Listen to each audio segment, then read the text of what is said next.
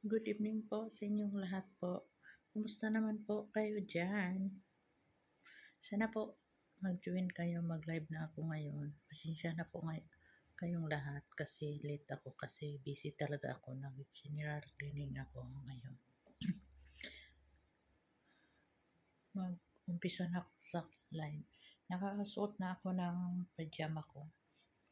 Ito yung suot ko. Tapos nagluto pa ako ng isda. So yun, na-late ako. Kasi nagtula ako ng isda. Hirap naman kabayan na hindi ko magluto sa sarili ko kasi tinatago pa ang pagkain nila. So nagbili ako ng isda kanina, yung 3 kilo.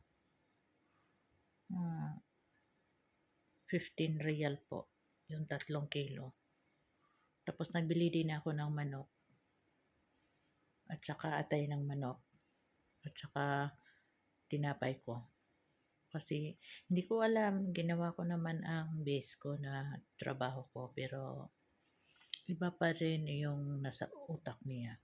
So pag manghingi ako ng release para doon ako magtrabaho sa iba kasi 5 na ang tumatawag sa akin na gusto nila na lipat na ako.